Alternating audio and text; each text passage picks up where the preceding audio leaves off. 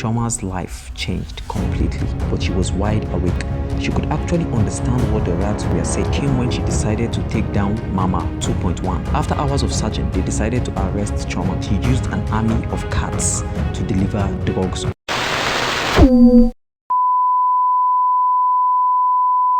After the 1997 election crisis in Taradina, a 5-year-old girl named Chioma lost her parents in the chaos. Alone and scared, she had no family left to care for her. Chioma was forced to live on the streets, surviving on the scraps of food and begging to fill her stomach. Each day was a struggle, and each night she found shelter wherever she could, under bridges, in abandoned buildings, or sometimes just on the cold ground. One night, while Chioma was sleeping beneath a bridge, something strange happened. She woke up to the sound of voices. At first, she thought it was people walking by and maybe having a conversation as they passed. But the voices didn't sound like people. They were tiny, squeaky voices. Curiosity got the best of her and she listened more closely. That's when she realized something shocking. The voices were coming from the rats around her. Chioma couldn't believe it. Am I dreaming? She thought to herself. She rubbed her eyes and pinched her arm, but she was wide awake. She could actually understand what the rats were saying. They were talking about food and their day, just like people do. The rats didn't notice her at first, so when she spoke out loud, "I can hear you," they froze, their tiny eyes wide with fear. In a panic, the rats tried to run away, but Chioma quickly called out, "Wait, don't be scared. I won't hurt you. I just want to be your friend." The rats stopped, hesitated, and slowly came back. They sensed that Chioma wasn't dangerous, and from that moment, the little girl and the rats became friends. Over the next few days, Chioma cared for the rats, sharing whatever little food she could find with them. In return, the rats followed her everywhere, offering her company in the world that had left her all alone. Chioma started naming the rats and talking to them as if they were family, and in their own way, the rats loved her back. Soon, all the rats in the city began to gather around her, calling her their queen. One evening, the rats told Chioma that she no longer had to live on the streets. They knew of an abandoned mansion on the edge of the city where she could stay. Excited, Chioma followed the rats to the mansion, and when she arrived, she was amazed.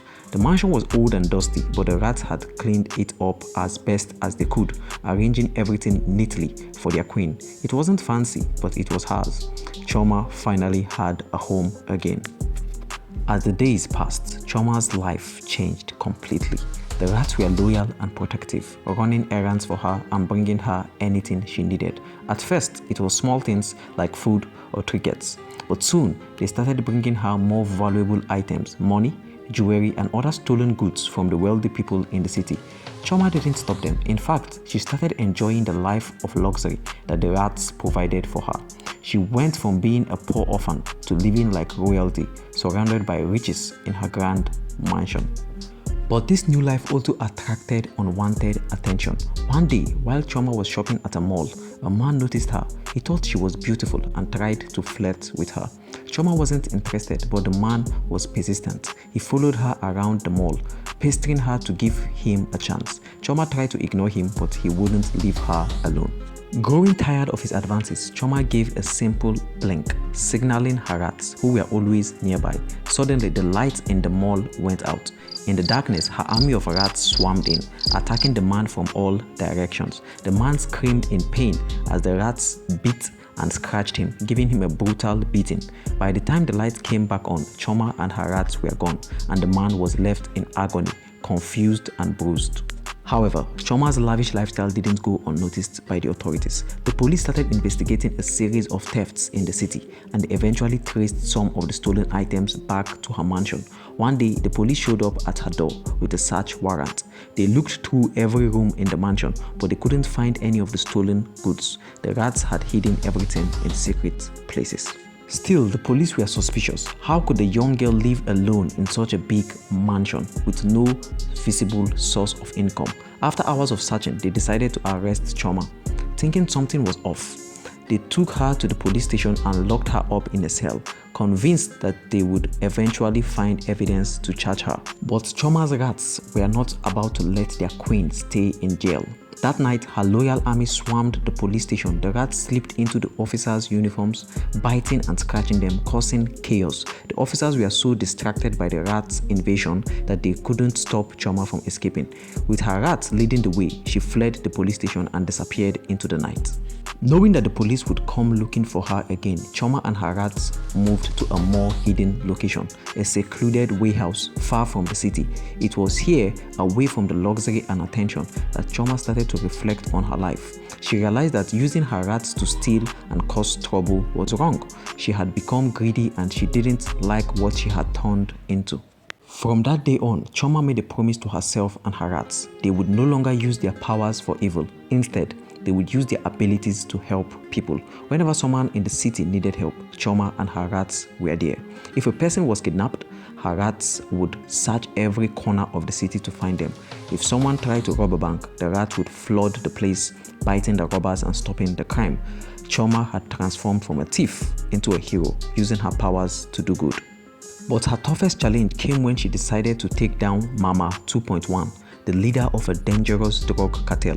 Mama 2.1 was feared by everyone in the city because of how she operated. Instead of humans, she used an army of cats to deliver drugs all over the neighborhood. These cats were fast, sneaky, and completely loyal to Mama 2.1.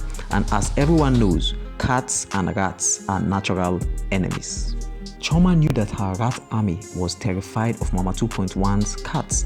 The very sight of them made the rats tremble with fear. But CHIOMA couldn't let Mama 2.1 continue terrorizing the city. For a whole week, she gathered her rats and gave them motivational speeches, encouraging them to be brave and face the cats. She reminded them that this was their chance to prove they were stronger than their natural enemies. Slowly, the rats began to believe in themselves. After days of preparation, CHIOMA and her rats tracked down Mama 2.1's latest hideout. They hit the place like a storm. The battle between the rats and the cats was fierce. The cats, with their sharp claws and speed, attacked without mercy, killing many rats. But CHIOMA's army refused to back down. They kept fighting, their numbers so great that they eventually overwhelmed the cats, taking them down one by one. In the end, Mama 2.1 was captured and arrested, and her drug empire was dismantled. CHIOMA's rats had faced their greatest fear and come out victorious. From that day on, CHIOMA continued to protect the city with her loyal rats, helping those in need and stopping evil wherever it appeared. She had become a true hero, a queen not just to the rats, but to the entire city. Sometimes, even the smallest creatures can make the biggest difference when united under the right leader. True power comes not from using others for selfish gain, but from using your abilities to help those who cannot help themselves.